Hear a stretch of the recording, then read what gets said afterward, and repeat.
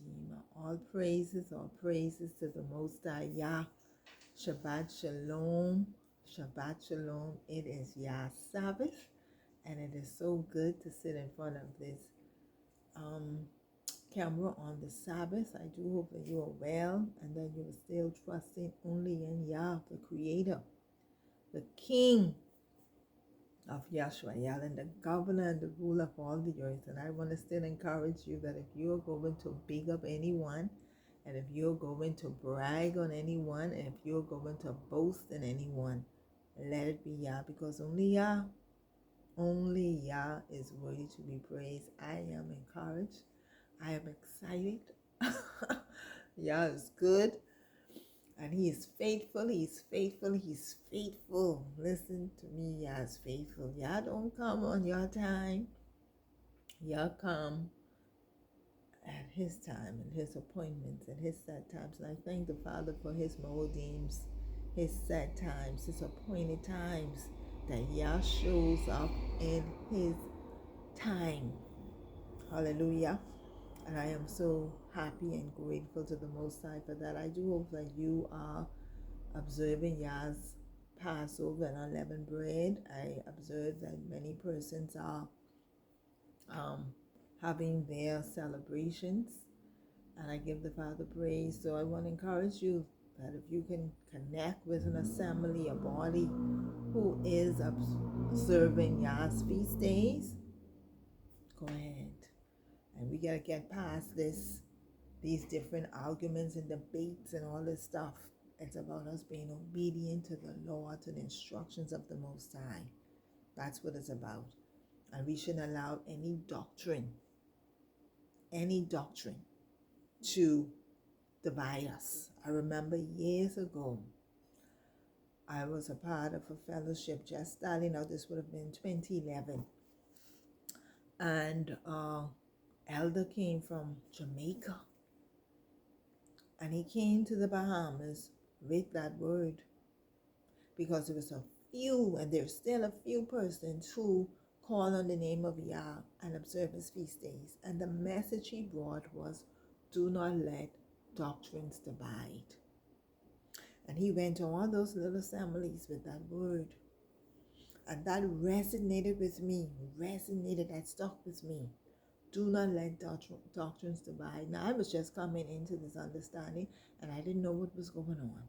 But I later saw that all of these different little assemblies broke off from each other because they were divided over this and divided over that, and didn't agree on this and didn't agree on that. You understand me? And my thing was, even at that time, as I began to fellowship, why can't you at least come together to observe the feast days? Why can't you do that? You understand? But yet we still see, and for the last, from 2011 to now, that I first started observing the Sabbath and the feast days of the Yah, all I see is doctrine dividing. That's all I see. Doctrine dividing. And I'm saying the Father is specific in His word. He told us to watch for the new moon. Watch the moon, the new moon. Everything goes with the new moon. So what is our issue? But we ain't getting in that. But so I'm saying to you, be obedient to the Most High. And as you learn, like I have, over the years, I struggled along. I was being frustrated. And I think one time I got so discouraged. I said, well, and that's when I started ordering. When I heard the Watchman abroad said they had a calendar, I ordered a calendar. So I don't follow the calendar, but the calendar was a guide to me to understand the Gregorian calendar and the Hebrew calendar, to see how they relate when it comes to things. Because, on the Gregorian calendar, it could be the 15th day, but on the Hebrew calendar, it could be the first day.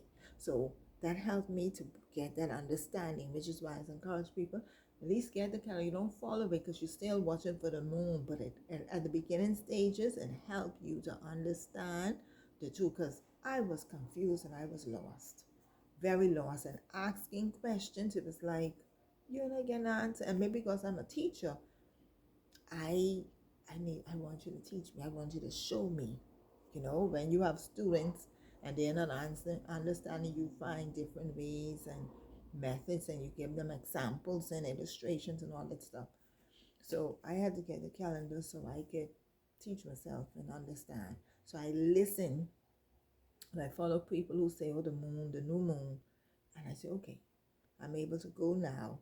And sometimes the calendar is off by a day to whatever. But now I know it's the new moon, we're in this season, and this is where we are. So I want to encourage you just to be obedient to the Most High. All of that comes from based on having a heart. See, I had a heart to follow, because the Ruah instructions to me was learn and follow the way of the Hebrew. Learn to keep my feast days and my Sabbaths. That was in March of 2011. It is now, where we are now, April 2024. And I now have a better understanding. I ain't getting caught up on nobody, arguments and debates and all this stuff. I listen, and when I hear it's the new moon, sister know how to go to Leviticus and count. So this is all I'm waiting to hear. This is the new moon. This is the first month. And I know how to count the days. And I'm good. So, yeah. So I want to encourage you, continue to press and to learn, so you can get to that place of maturity, that you won't be tossed to and fro by every wind of doctrine.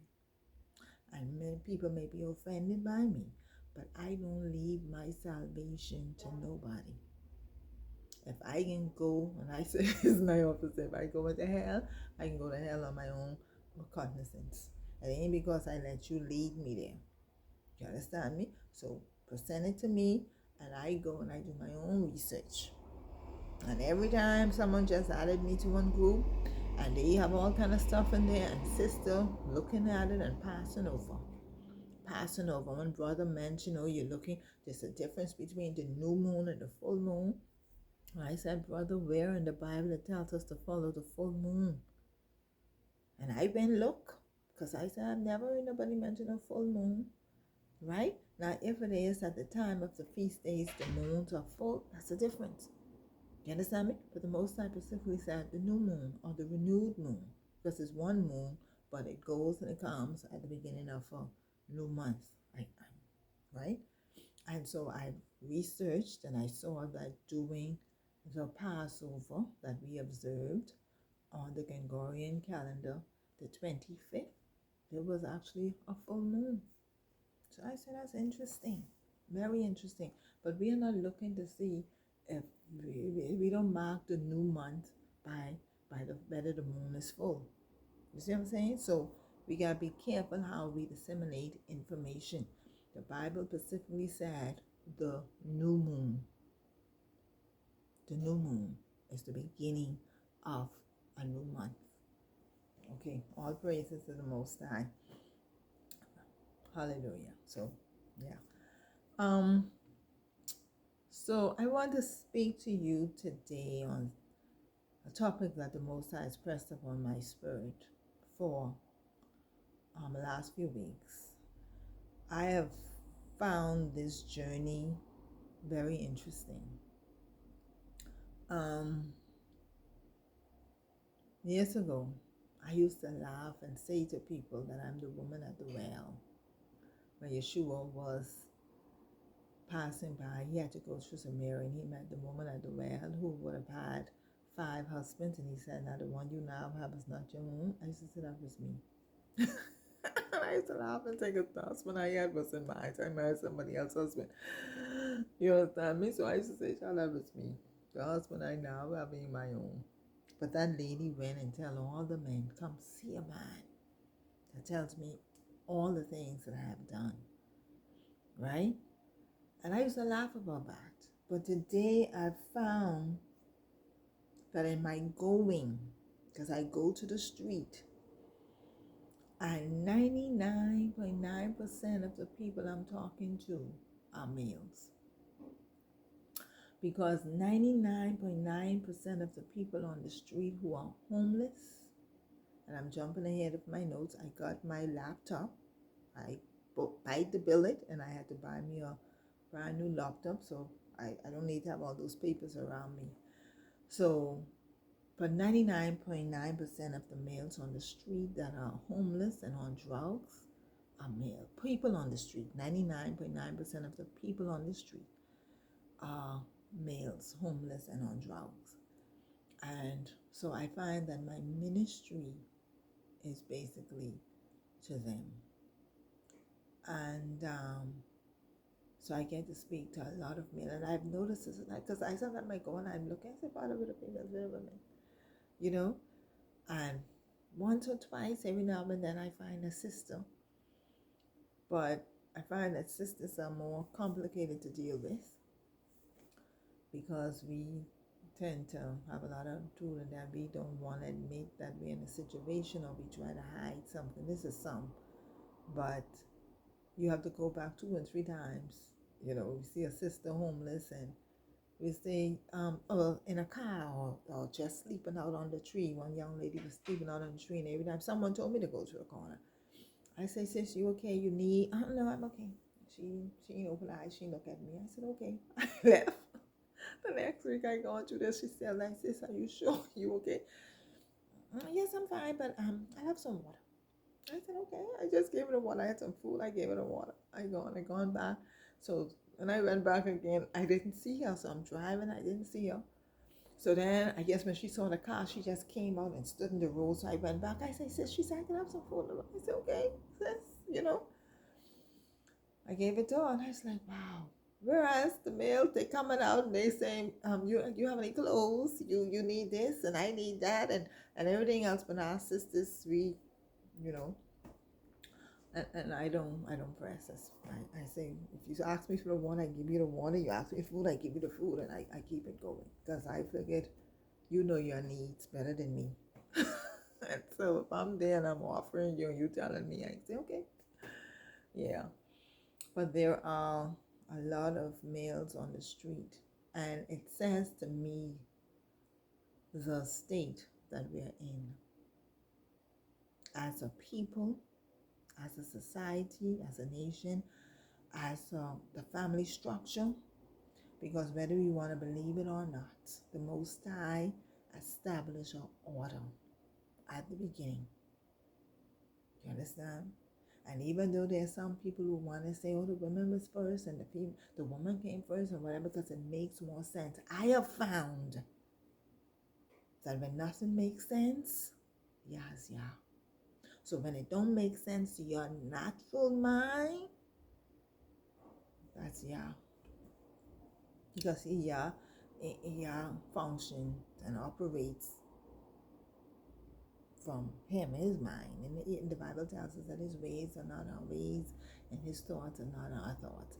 So to the natural mind, it makes more sense that the woman was created first because women give birth. Okay? I agree with you.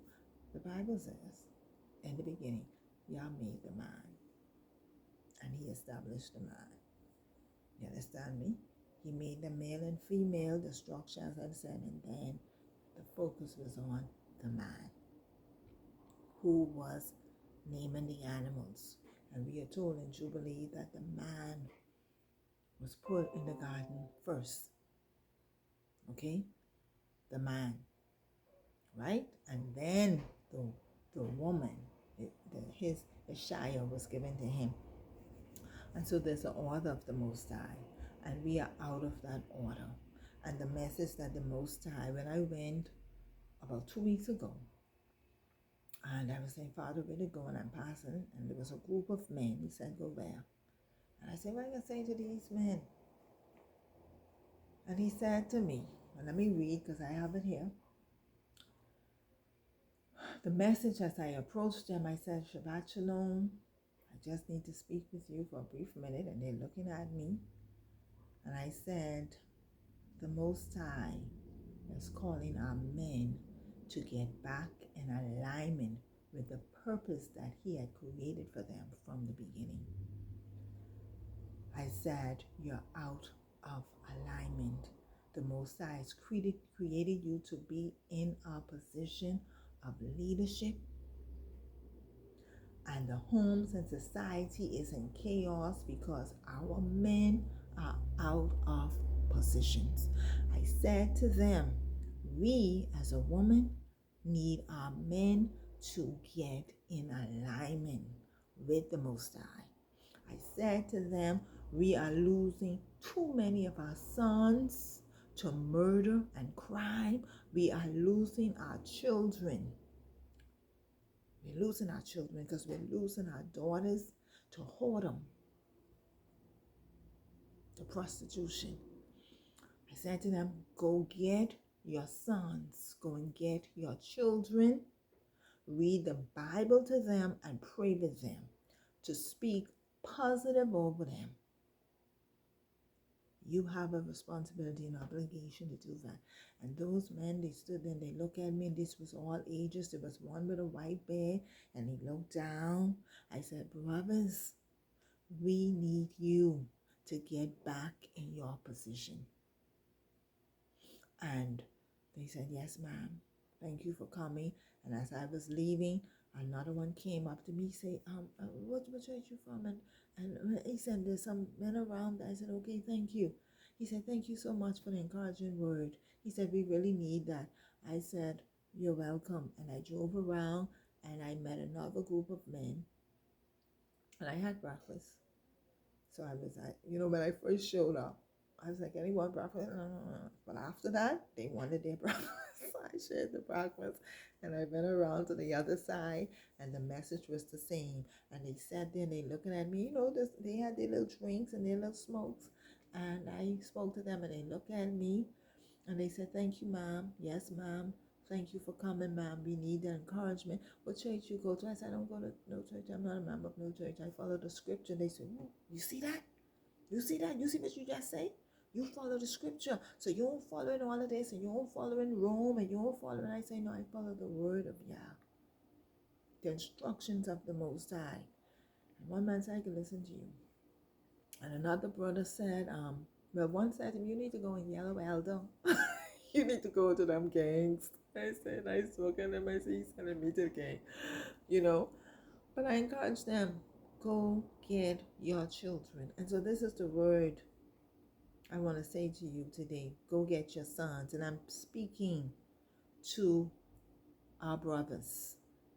It is so amazing that when there was someone that made a message, sent a message to on the YouTube, he was talking to me about my content, which was the second time someone sent a message to me saying that my content is so good and it should be seen by more and I need to do this and do whatever. And I told him thank you and whatever the case may be. But the Father already spoke to me about this channel. And the reason why I am not getting the views that should be. My thumbnails are made and sometimes the Ruah would say to me, I put the topic into Google and you can get picture images and I get the picture images from Google. So, but the Father already spoke to me as to why the content of the YouTube is not being shared. And I'm going to tell you what he said about a year. He said, if you were teaching people Christianity and religion, and if you were speaking lies to them, prophet lying to them, encouraging them, speaking blessing to them while they are yet in their sins, they will share it. You will get more views. He said, but because you are calling to repentance and calling them to follow the instructions of the Most High, to have a relationship with me, that's why it's not being shared. He said, you're not saying things to them that they want to hear. He said, that's why.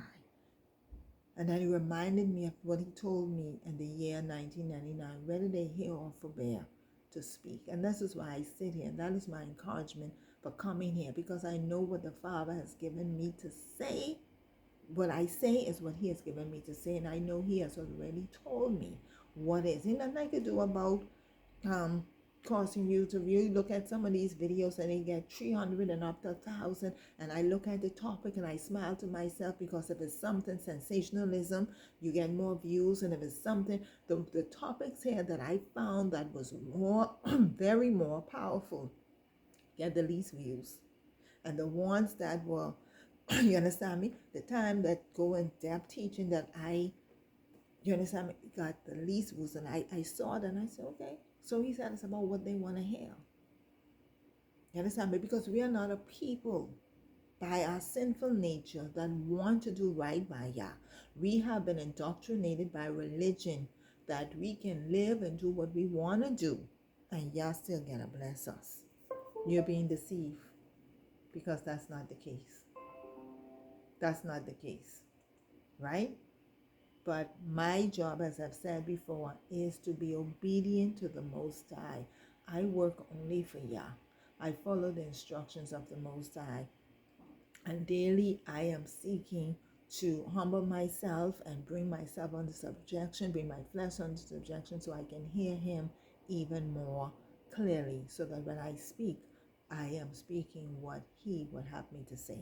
And so today, I know there are a lot of brothers who do not like to hear from a female, even though the analyticals, because when the person sent me the message, I don't know nothing about these stuff. So I went in and they had an analytical report, and I found out that according to YouTube, most of the viewers on this channel are males.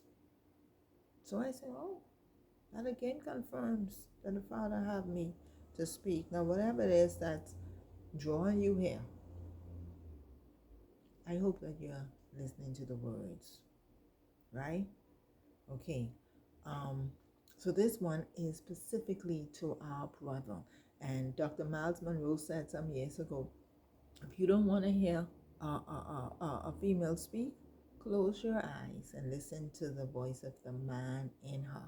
So that is my encouragement to you today. If you have an issue with a female talking to you, brother, close your eyes and listen to the voice of, or the words of the Spirit of the Most High that is coming out of my mouth. Because this is what the Father is saying. The Father is saying to our men, go get your sons. Go get your children. I'm going to read to you from Psalms 127. Except Yahuwah builds the house, they labor in vain that built it. Many men think they're doing it on their own. They're the protector, they're the provider, they're this, they're that, they're everything. And you're not connected to the Most High. You are out of alignment. Except Yahuwah God, the city, the watchman wakens, but in vain. It is in vain for you to rise up early, to sit up late, to eat the bread of sorrows. For so he gives his beloved sleep. Lo, children are heritage of Yah, and the fruit of the womb is his reward. As arrows are in the hand of a mighty man, so are children of the youth. Happy is the man that has his quiver full of them. They shall not be ashamed, but they shall speak with the enemies in the gates. Hallelujah. So I've already shared with you. I want to reiterate, we are losing too many of our sons and daughters, right? The majority of the individuals on the street are homeless and on drug addicts, and they're male species. I want to speak about a year or two ago, and I approached them. I approached them because even before I got married, and I was supposed to talk about the work that I'm doing, but I said I was going to make a video specifically for that, but here we goes. Before I got married, I wasn't working. I was on the street.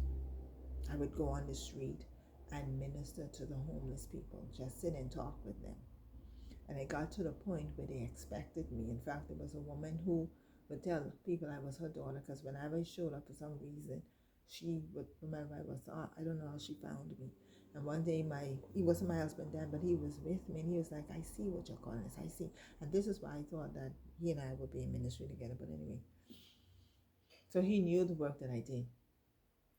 And so I got married and I wasn't able to do it. And so after the divorce, and I was settled in, and mentally and emotionally, and I got my issues under subjection, my flesh and everything else, I began to seek the Father as to what I'm supposed to do now. And he reminded me of when I used to, before I got married, before I was distracted. I was on the street. So I went back to the street. And so I go there as the Father directs. And so I know their names. I approach them, get their name, and find out, and talk with them. And it's encouraging them. And most of them, like I said, are males. And so saw this young man when I went to pick up my daughter. And I saw the young man. I say, so, and talk with them, what's going on, and da. He said his name and got him something to eat. And we were talking, and every time I go, I talk with him to find out. And he was talking, and it was like confused. So I knew there was something going on with his mind, and a lot of them have mental issues, which were brought on by brokenness. But I found a lot of them, like as in this case of this young man, were laced with marijuana. Yeah, well, you know what lace is. Yeah, well, he was lacing them. A few of them have been laced on the street, and so I found out from him, long story short, that I found out the contact for his family. Now, I'm a female, so my thing is to find a male. So I found a male, brought the male to him, and the male, he was so responsive and happy when he saw the male, and we got his phone contact, the contact from his dad, and met with him, took him for lunch, and sat and talked with him, and then we went and met his sister. And so the sister was hesitant for him to live in the house because she had children, and she didn't know when he was going to go off, which to me was sad. But she said that the mother died. The mother was a nurse who was died in during COVID, and she had him on medication, and he was doing fine, but his mother died. And so now he's on the street. The dad lives on another island, so I contacted the dad, and he and I had communication. And he said to me that his son has demons. And I said to him, and the Bible, and I sent him all the verses where the daddies whose children had demons took their sons to Yeshua. So I said to him, brother, take your son to the Father then. If you saying to me that this your son have this your son that I carry in your name, your full name is Junior, take your son to Yeshua, because he can tell me the daddy prayed, his daddy prayed, and this one prayed, but he never said I pray. I said, you pray, that's your son, that's your seed. And he can say to me how the child had an issue from he was younger, because he's on different islands. And so when he came to the island where he was and he saw him interacting with his children there, he had this jealousy thing. And so their relationship was torn from then.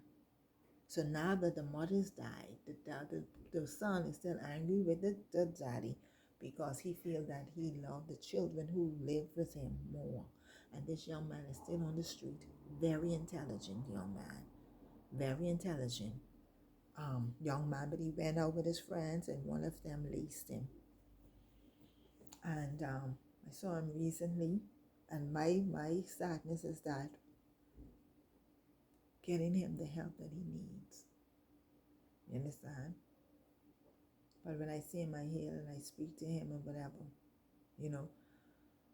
And then one day I was talking to another young man on the street one Sabbath, and I was saying to him, if you, need some clothing, because very dirty, and,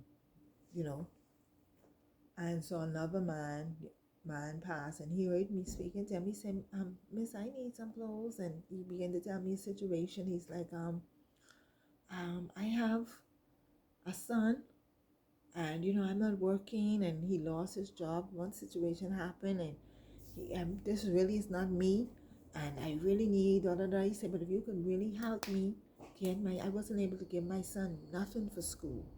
If you could help me get him a uniform, a shirt and pants, he said, Miss, I really appreciate that. So that's okay. Get his number. Gave me the mother number, made contact with the mother, and assisted them with that. And I've seen him over a period of time, days, When I last saw him, he was like walking around the island, and I was like, because I know his name. And one day I was able, I said, you know what's going on? He said, sis, he said, I'm so happy you helped me that day. He said, but sis, this is not me, this is not me, because he couldn't find a job. But he told me he had an interview, and he said the clothes you bought me, because since he told me he was looking for a job, I went and I got him black pants and stuff, you know. He said, I have an interview and I'm going to use those to go on the interview and stuff. Ah, real cool. Yeah.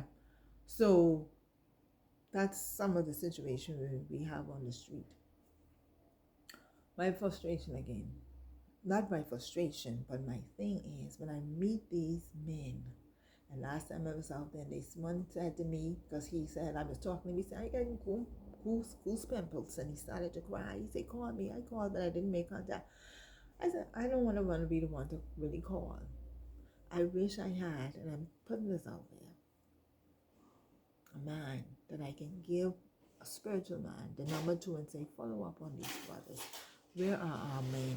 See, I made a post of last year sometime on Facebook saying, where are the men? And I made a video. Who is mentoring the males? Our males out here, we need help. And so I'm gonna go through with what I have here. I make an appeal to our spiritual brothers. You who have the Bible in your hand and the word in your mouth, we need you to go to the street. I want to encourage you to come out of the 4 walls where the Father really didn't tell you to be and go to the street. Right? Go. Find your brother. Your brothers need you. They need to be encouraged. They need the word of life. And only the word can bring life. You giving them little encouragement here and there, that's good. But it's the word that transforms. It's the word of Yah that brings healing, that brings transformation and deliverance. The word is a two-edged sword that cuts. Because it can bring correction, it can bring reproof, but it's going to heal you. And that's what our brothers need. You understand? So, we have young men killing each other. The first murder of the year was a 25-year-old who killed his dad. 25-year-old psychologist. Then recently we had a 15-year-old killed his 25-year-old brother. Then we had a 15-year-old and a 17-year-old killed by their peers, I think around the same age. And what was so sad about this story is that the 15-year-old had a reputation in the schools of being a terror. And the uncle came on saying that the 15-year-old had just said to his dad that he was going to change his life. By next month, he was going to see a change. And his peers came and shut them down. And when I heard that, I was like, where's his dad? Living with his dad, but he's a terror. Right? A growing number of young males are pursuing females old enough to be their mothers. And I made a video about this before. Now let me tell you what I'm dealing with right now. A 19-year-old. That before I met him, I was in my house praying, and the Father spoke a name to me. And I began to pray for the person. About 2 or so weeks later, met a young man. Just in passing, he asked me if he could clean the headlights on my car, which I wasn't interested, but he needed some money, so I gave him a few dollars. And as I was walking away, the Lord said to me, talk with him. And I began to speak with him. Why are you out here? What you doing? Da da da. And he told me his name. Now, it didn't register to me at that moment that the name. But the Ruach said to me, and I offered to help him get himself together and whatever the case may be, go back to school, probably learn a trade. I said, if you're interested, I'll sponsor you at the BTVI. And anyway, for 2 weeks later, he called me. He had a situation he needed me to help him with. I tried to help him. I told him to leave that because the man who he had done some work for gave a very negative report of him because he didn't want to pay. I'm talking to our brothers. See, listen, y'all. And he angry, gangster mind, and whatever the case may be and whatever. So I said, listen, leave that alone. I don't advise you to go and deal with that. Count it as a loss. But his thing was, miss, I ain't have no food. I have no money. I worked for him all day. He needed to pay me. You understand me? I was able to get him some food. Da da da. He called me, needed a place to live. At some point that night, whatever, the Ruah said to me the name and reminded me of the person I prayed for, which was the same name. I said, what? I said, what you want? What you want me to do with this young man? So the father gave me instructions. 2 months. 2 months accommodation I paid for him. 2 months. That was the instructions. At the end of the 2 months, you would have been able to save some money because he had this little what they call hustle, what he did.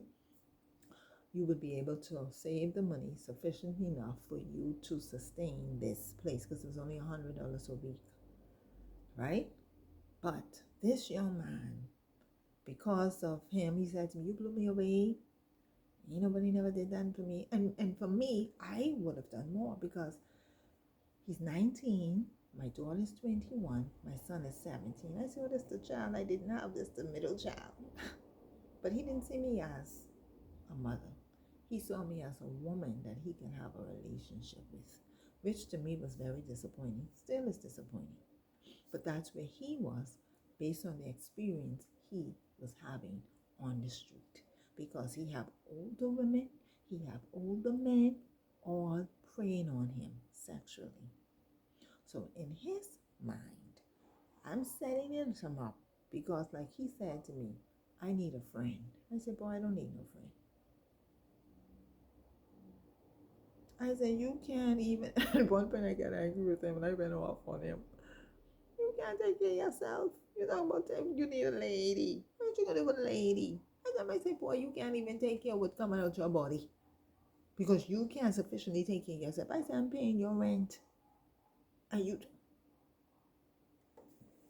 But, he said to me, he had mentioned he had a girlfriend. And then it came out, the girlfriend was married with 4 children. I said, you had a relationship with a married woman with 4 children? I said to him, she should be arrested for pedophilia. I said, she's nothing but a pedophile. You understand me? And I said to him, regardless of what your body is going through, adults supposed to be adulting. You're still a child. Now, for me, I don't play with children. I don't entertain children. You understand me? So nothing he was saying, all these little gestures and stuff, it make no difference to me. The last thing I said to him, buddy, the only thing you get from me now, because the 2-month period is already passed, I didn't fulfill that obligation to you, I can block and delete you from my phone. Right? That's all.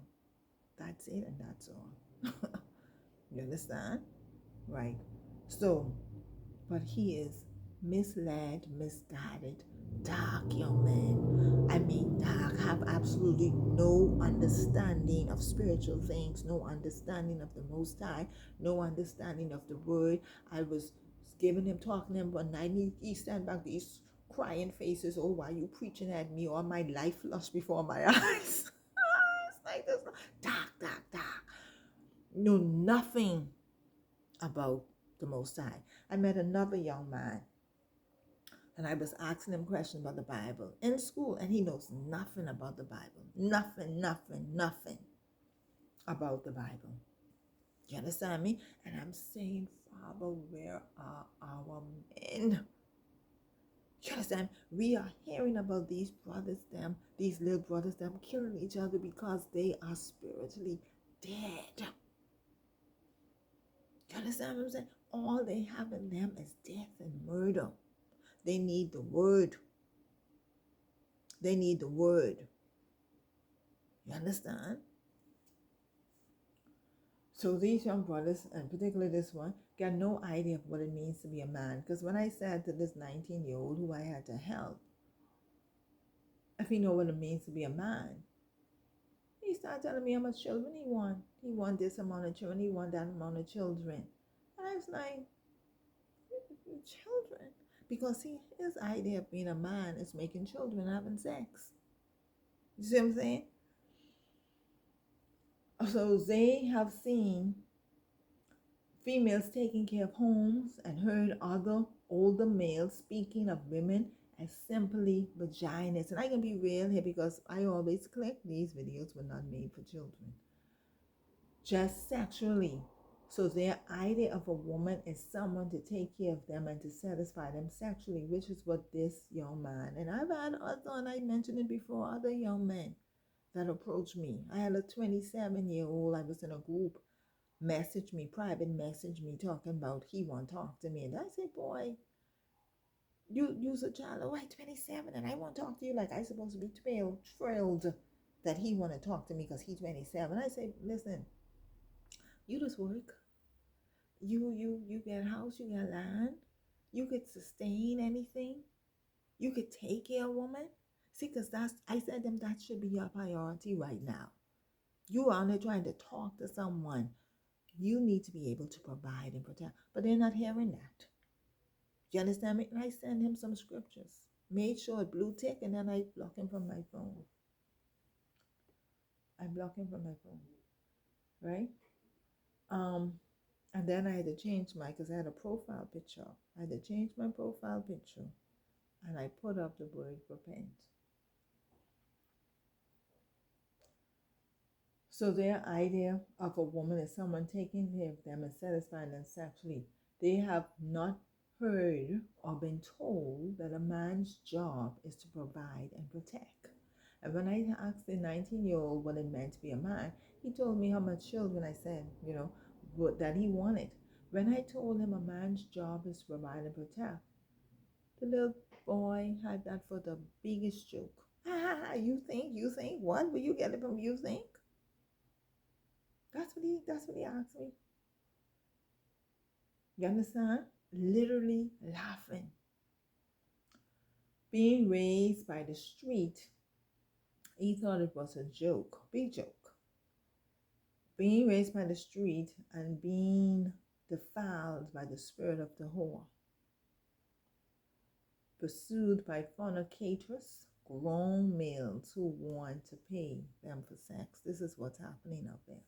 And the Most High told me years ago that many of our young males are fornicators. They are selling their bodies for sex. Many of them. Ephesians 6:4. And ye fathers, provoke. And provoke means to anger. That is, enrage not your children to wrath, but bring them up in the nurture and admonition. And admonition means mild rebuke, counsel, or warning of Yah. Colossians 3:21. Fathers, provoke not your children to anger, lest they be discouraged. There are many children who are growing up angry because of the actions of their dad. There are many adult males who grew up angry or who are angry now as an adult because their dads choose not to be in their lives. I had a conversation with my company, the company I work for, insurance agent, yesterday. And it's so amazing that from Wednesday I was trying to record this video. And I asked him if he was married. He said for 15 years because he wanted to be married. He didn't need a wife, he said. He said, I didn't need a wife. I didn't need someone to cook because, the idea of having a wife, many men think, is someone to cook and clean and take care of them. He said, I didn't need that. He said, my mother made sure that we could do all of those things for ourselves. You understand me? He said, but I wanted someone to share with. He said, you could gain a lot of stuff, but if you don't have no one to share it with, what is it, what is it worth? He said, so I enjoy being married. I want to be married. And he began to share with me experiences that he encountered in this marriage relationship because his wife didn't have a relationship with her dad, as many of us. And as I listened, and I was like, oh, Father, the topic, go get your sons, kept ringing. I said, Father, this is really something that you want me to talk about. So he confirmed to me that what Yah was speaking to me. But he said something very profound. Dads do not know that when they are not there, it leaves a wound. He said it leaves a hole that he cringed, that does not heal. That's what he said. And he spoke of his cousin.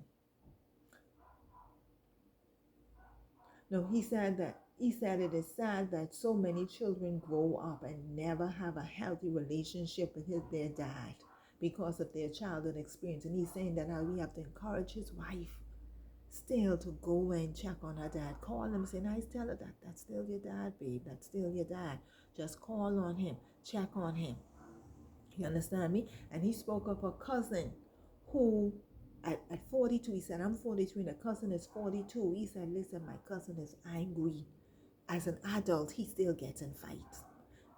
And on his job, he's confrontational and just angry. See, I'm just seeing him now because he recently got married. Like he's calming down. He said, but my cousin is angry because his dad stepped out on the mother and had some children. And the dad, the son, observed the relationship with the dad with the outside children and felt that the dad loved the outside children more than he loved the children with his wife. And it made him angry. Dads are provoking, and this caused a root of anger in his cousin. Dads are provoking their children to anger with their absence. The dads cause a spirit of rejection to attach themselves to the child. And this is why a lot of people, including myself, had dealt with rejection. See, because with the spirit of rejection comes a lot of other spirits that attach, that spirit brings a lot of negative energy. You understand?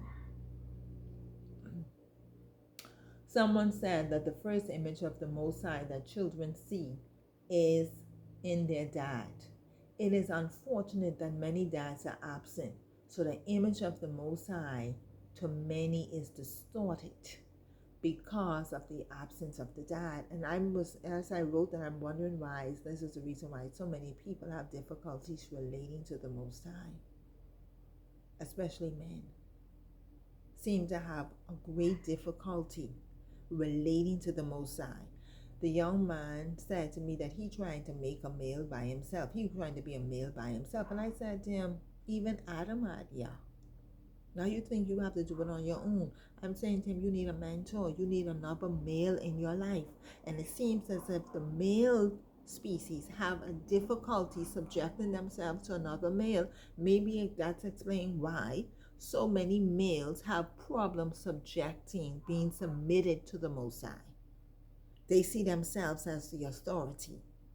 You understand me? Because see, without the absence of the dad in the home, that's the authority that you should learn submission to.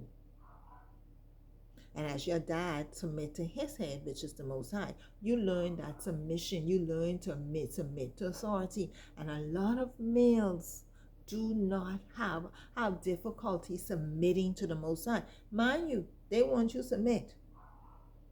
You submit, but they ain't submitting to nobody. They are the ultimate head.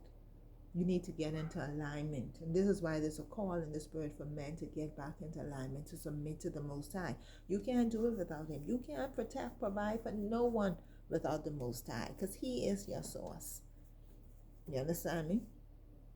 Which is why so many is just making a mess of things. There's nothing more powerful than a dad's word spoken over his child. That is why in the Bible, the blessing of the father was so important. Case in point, Jacob and Esau. Esau pleaded with Isaac to bless him after Jacob stole his blessing. This is why Psalms 127 says, as arrows in the hands of a mighty warrior, so are children of the youth. A mighty warrior shoots the arrow in the direction that he wanted to go. Dad's words put their children on the path of life that they want them to go. You set the course for your child's life with your words. This is why it's so important for dads to speak over their children, which is why the father told me to tell the dads, go and lay and speak over their children. When my children were christened, their dad lifted them up and spoke over them. And I was so happy. I stood back when they were saying, because they wanted both of us. I stepped back, I said, no, let him speak. Let him speak over his children. I stood back and I let him speak over his children. And I'm seeing those words because he spoke wisdom over my son.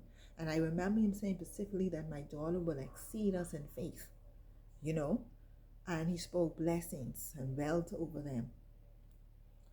And so it's important that dads speak over their children. My dad, I want to give you an experience that I've had.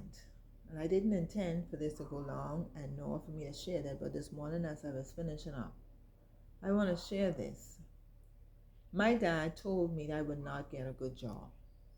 He told me, and I believe the Father wanted me to do, because as I was typing, this came to me, and he told me this after I told him I'd passed 8 BJCs in grade 8.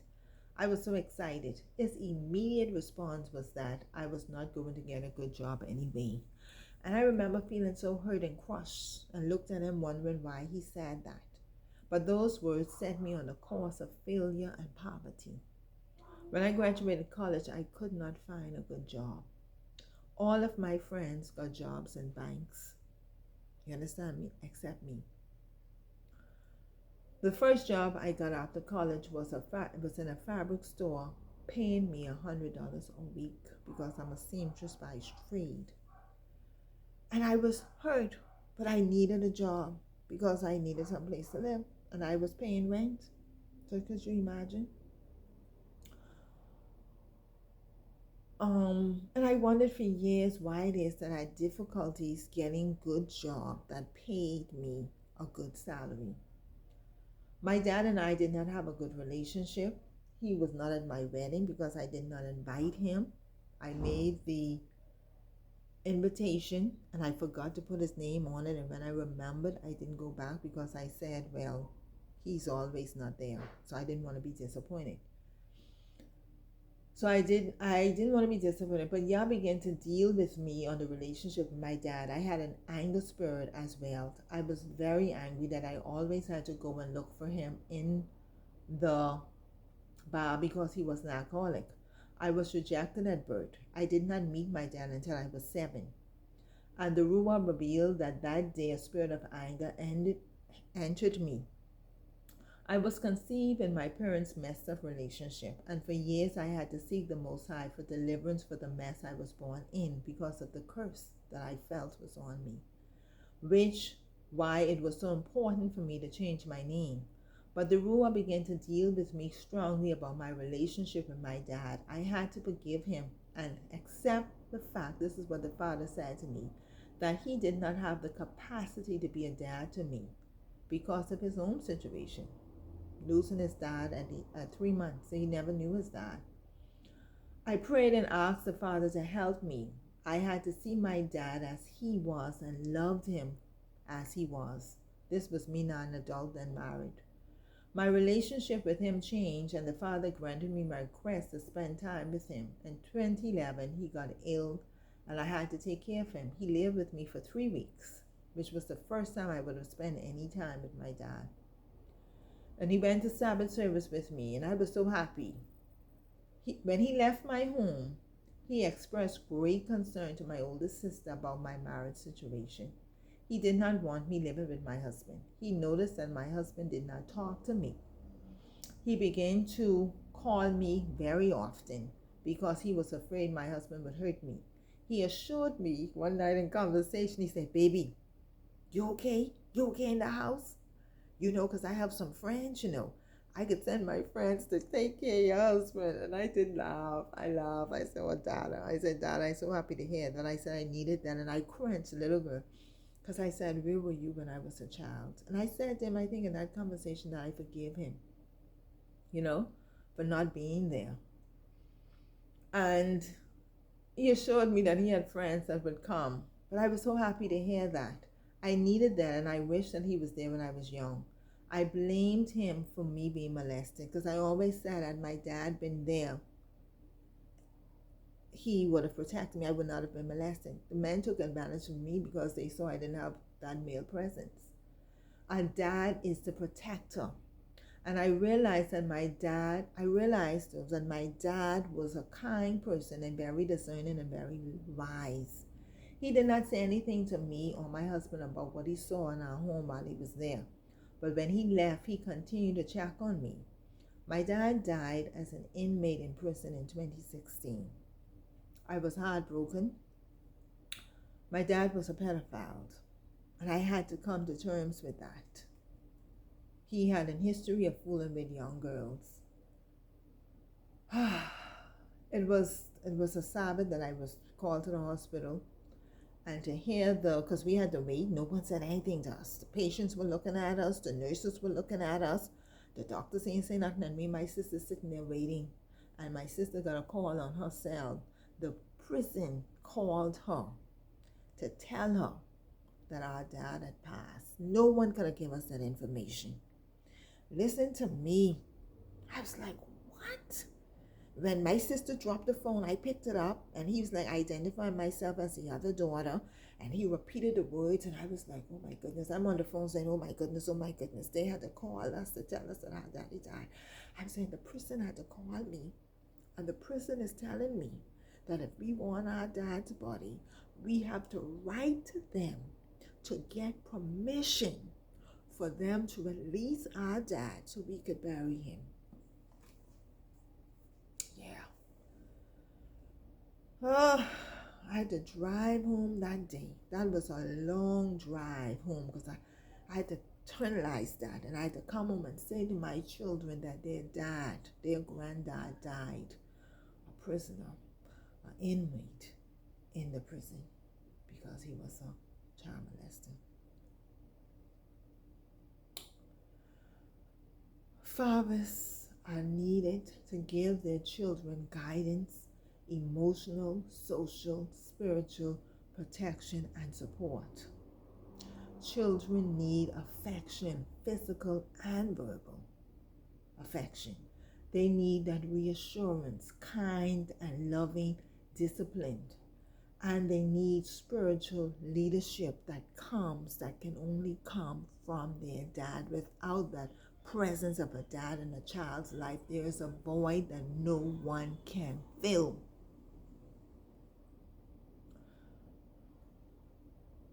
I reject the narrative that a man cannot be involved in his children's life because of the mother. If there is a will, there is a way. And I have seen that many dads who are not involved with their mother, the child's mother, and use the excuse that it's because of the mother, that they use an excuse. To me, they do not have a willingness to do so. They do not want the responsibility of providing for the child. If you sign the document, you have legal access to the child. That's law. The same way the court would make you pay child support, say to the court, I want so many days or time with my child. You understand? Say that to the court. I should have already found this. I have to read this. Okay. I gotta read this to you. I want to end with this. But before I go there, I want to express my children's dad, my ex-husband, could never say to anyone that I took this time away from the children or did not permit him to see the children at any time, at no time. In fact, I was the one that was going out my way trying to build a relationship with him and the children. It took the counselors, professional counselors that I had to take my children to say to me, leave them alone. Stop forcing a relationship with them on their dad. When they're older, they're going to have to do that themselves. They said to me, they see their dad. There's nothing you can do that can make them have that relationship with their dad. You understand me? My children's dad was ordained a pastor, and my children did not want to attain. In fact, they did not attain. When they expressed that to me, I took them back to the counselor. The counselors talked to them. They had separate counselors. And the counselor came out and said to me, leave them alone. Do not make them go to that ordination service. I do remember young, so they didn't go, right? But he cannot tell anybody that I try to keep the children away from him in the divorce proceedings. When the judge was dividing the time between us equally, I would have them for 1 month in the summer. He would have them for 1 month. I would have them for 2 weekends. He would have them for 2 weeks and weekends. She divided the holidays. He tried to between us. He would spend this amount of holidays with him, this amount of holidays with me. He was in the court like he was having convulsions. The judge taking his children away from him, giving him these days. So the judge looked at me. She said, "You have a problem with him having more time?" I looked at her. I said, "Mm." She said, "The holidays, you." I said, I don't observe those holidays. It make no difference to me." So she gave him 3 weekends with the children. She gave him 2 months because the children would live with me. So she gave him the full summertime with the children. I said, "That's okay." She said, "You don't." I said, "Mm." I said, "Mm. I have no problem with that." So sad the court. That was the court order. I've been divorced now for 8 years. We have been living here for 8 years. Not once. Not once. Not one summer. Not one Christmas. Not one weekend. He came. Okay? I want to end with this verse. Proverbs 31:3. Give not your strength unto women, nor your ways to that which destroy kings. Romans 8:1-10, and this is what the Ruach has said, and one of the scriptures he gave me to read. Let me read this. There is therefore now no condemnation to them which are in Messiah Yahushua, who walk not after the flesh, but after the Ruach. For the Torah, or the law of the Ruach, in Messiah, of the Ruach of life, and Messiah Yahushua has made me free from the Torah of sin and death. For what was possible, what was impossible under the Torah, or the law for the flesh to do, Yah did in sending his own Son in the likeness of sinful flesh, and for sin condemned sin in the flesh, that the righteousness of the Torah might be fulfilled in us, who walk not after the flesh, but after the Spirit, the Ruach. For they that are after the flesh do mind the things of the flesh, but they that are after the Ruach, the things of the Ruach. For to be carnally minded is death, but to be spiritually minded is life and peace. Because the carnal mind is enmity against Yah, for it is not subject to the Torah of Yah, neither indeed can be. So then, they that are in the flesh cannot please Yah. But ye are not in the flesh, but in the Ruach, if so be that the Ruach of Yah dwell in you. Now if any man have not the Ruach Messiah, he is not his. And if Messiah be in you, the body is dead because of sin, but the Ruach is life because of righteousness. That's what the Father wanted me to read to the men. He said, stop being carnal. Stop giving into your flesh. Too many of our brothers are carnal. You are being guided by your flesh.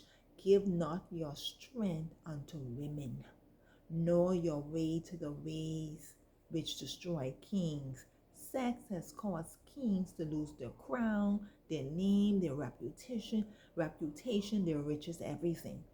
I have seen as a woman, man compromise everything just to have sex with a woman, a female, and a man will be willing to give up everything just to have a 3-minute sexual experience or encounter with a female. Everything they're willing to give up. You're too carnal.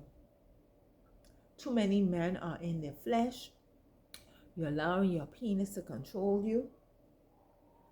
And many times and too often, you do not exercise good judgment when you're making a decision to have a sexual relationship with a female. And let me say, if she's not your wife, you shouldn't be having sex with her. No how.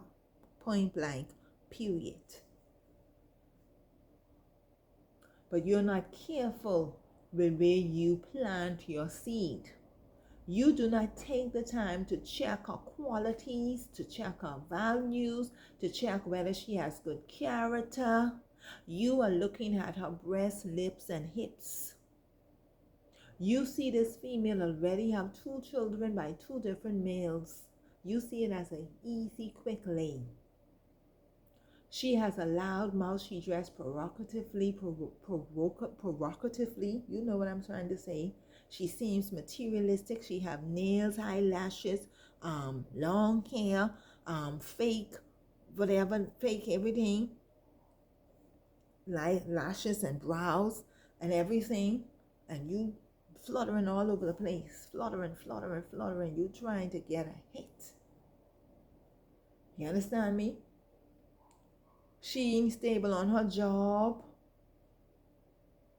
has had to have many contentious, you didn't see she have many contentious relationship, don't get on with this one, don't get on with the next one. You ignore the red flags, these red flags, but you ignore them just because you want to engage her sexually. You do it, you ignore it because you think it's an easy lay. You are more concerned about a few minutes than the lifetime of anguish, hell, if she conceives. You're out of alignment with the Most High. You're not walking in the Spirit. You're walking in the flesh. You are carnal, and it's going to be the end of many of you. It's already the end of many of you. That's why many of you are struggling about broke, busted, and disgusted and thing.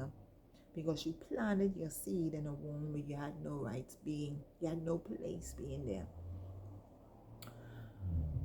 You are walking in your flesh and not led by the Spirit of Yah.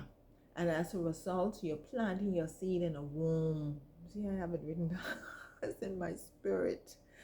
You should not have been, which is resulting in you provoking your child to anger. You see, you going to connect yourself with this woman. You should have never, ever, you should have seen her and run the next way. You all need to read Proverbs. Because Proverbs speaks about the spirit of a whore. She lead the woman, she lead you nowhere but down to the grave. You understand me? And some of you men being manipulated by the spirit of the whore. Allowing a few minutes of pleasure to cost you a lifetime of pain for you and the child. And is it worth it? Is it worth it? You understand me? You ignored everything, common sense, everything. But that's that spirit of lust that's in you. You understand me? That you ignore your common sense. You ignore common sense. You can see all these things about this woman, but that lustful spirit and that spirit upon her, just dragging you down to your grave, financial grave, social grave, because all your family, everybody said, where you get that? Just destroy you. But now you have this child that can be angry with you because they feel like you ain't fighting for them. Because you see, the same way that she exists with you, and plenty chances, they're the same way with those children. That's why we get so many angry little boys out here, because they're being raised by contentious, ratchet women. Yeah, I say it. You understand me? I said it. That's why we get so many males, angry little boys out here. I have 2 over here. I heard the brother, the night when they was fighting, the baby in there screaming. I go on out, run out my gate, go on to them. I said, come get, I told the young lady, I said, young lady, come, go get that baby. Oh, you better. And she in the car fighting. And the young man, like he can pass out. And he looking at me. I said, young lady, go and get that baby. Oh, you better, musty time, you better go from around her. So the young man said, I said, well, you go get the baby. He said, Mom, I don't want to leave my car. I don't want her to do nothing to my car. I said, well, go get the baby and bring the baby to me. So he went get the baby and brought the baby to me. She come and she ripped the baby out of my hand. And he there, like he said, Miss, he said, Mom, he said, you go home. And I left. And couple me, must he call the family, call the parents. The daddy them came and I went over there because I heard the daddy. I went over there to him, talked to daddy. I told her that, I said, you raise a manly child. I want to tell him, how the hell your child get mixed up with this girl? Because I'm a grown woman. The neighbor is a grown woman. And from she been moved there, she could see us and she walk past. She don't speak. She don't speak. She turned her back. I said, I get mixed up with this girl. I said, you seem to have a manly son. I said, you need to, because I said, the young lady seemed indifferent. And he looked at me and smiled. He said, I know. We talked to him. And I heard the daddy telling him, son, if it can get to bliss, you got to leave this alone. When you get to the point where you all fighting, it don't make no sense. And I could tell you, he ain't leave. Still there. And yesterday morning after 4, I woke up to them fussing all day, every day. And they have a little boy. The next one, the little sister moved here. Last week, everybody was out because her boyfriend took his fist. And I didn't talk to her. I didn't talk to this one. This one I ain't talked to. She the first time she speak to. I knew I went talk to her because when she was having the baby, I went to her and I told her, I'm here. If you need any help, I'm here to help you. You understand me? When this one moved here, during the Christmas time, I saw her. I went out my gate. I said, I need to speak with you, little sis. She looking at me like, because, listen, some of these young sisters ain't want nobody say nothing to them. I'm a grown woman. I said that. I noticed her look and her thing. You see? And I look at her and I say, sis, listen to me. You need to go back in my past. Don't let nothing fool you. And I overlook all her little expressions. And I looked at her because I'm a grown woman. And I said to her, I've heard your conversation with your son. I said, I want to tell you to speak to your son the way you would want him to speak to you when he gets older. Oh, I love my son. I love my son. I said, I'm not saying you love your son. I said, but your tone, your words, you understand me? That's a baby. Cussing at the child. What you cussing at the child for? I said, speak to your son. I said, he's learning from you how to communicate. I said, if you have any need to talk, I'm right here. I have 2 children. I done been through it all. I appreciate you coming. I really appreciate it. I appreciate you. God may have sent you as an angel. I looking at her. Watch her. Stood there. And that man, you understand? I heard him saying to her, be careful what you saying to my son. Be careful what you saying to my son. One time he came to the neighbor and he told the neighbor, came to her sister and tell her, listen, I don't want to go back to jail. That's the only reason why I didn't kill her. But if she thinks she can keep my son away from me, I don't know what she did. I don't know what happened. But I heard them, her and her sister out there screaming. And I saw when he took his hand, because she went fighting at him and he took his hand and he hit her several times in her face.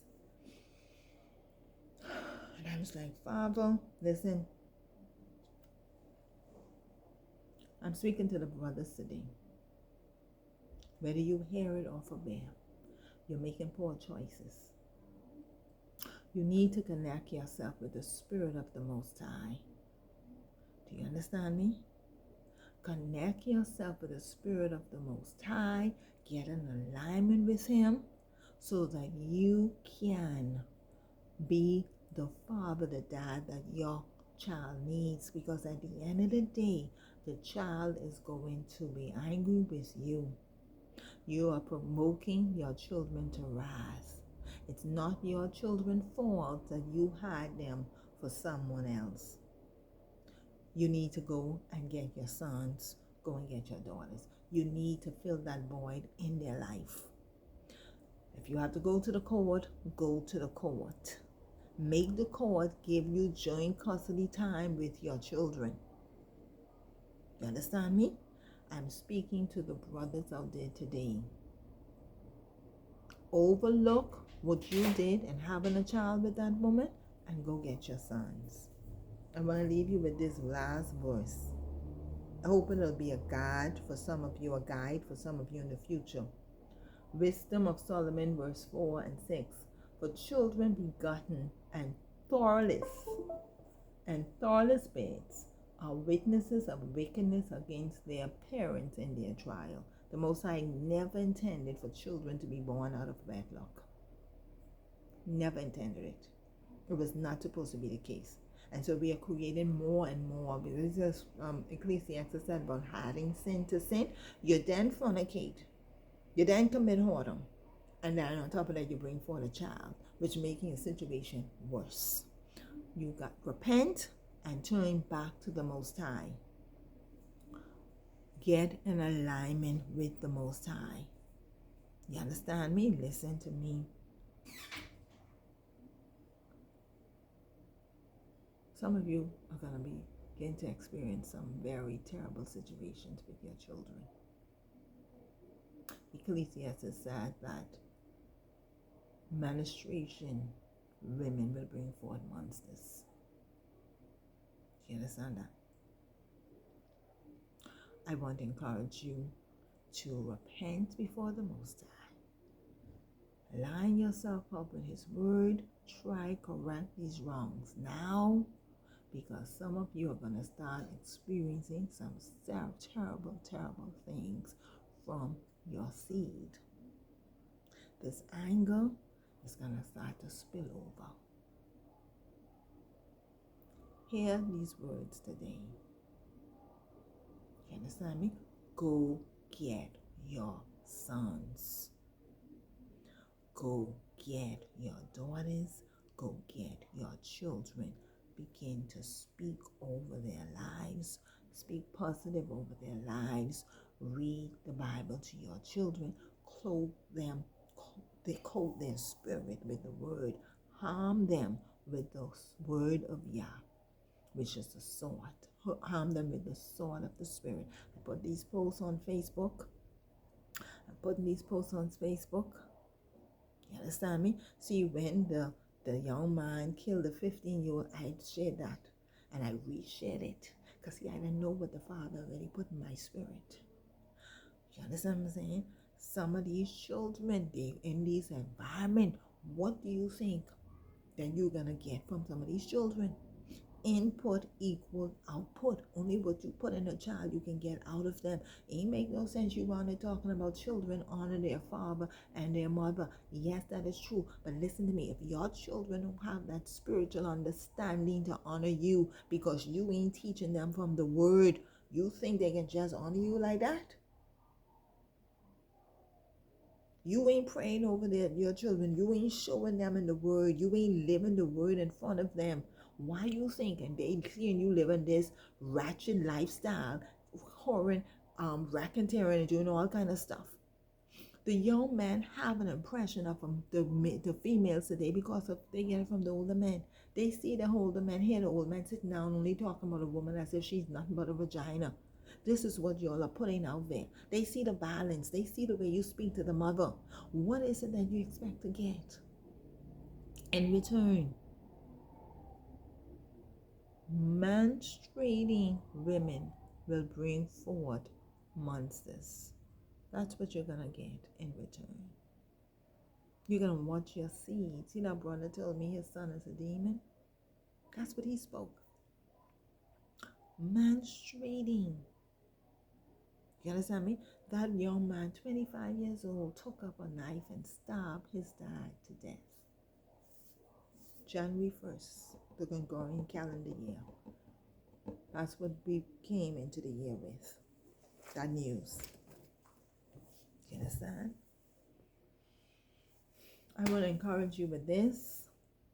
I hope you listen to it. If you had a problem with it coming from me, a female, close your eyes and listen to the voice of the Spirit of the Most High in me. Okay? So, I hope you're encouraged, and I hope you take heed. Okay? Shalom, shalom. All praises to the Most High Yah. Shabbat shalom. Blessings. Love you.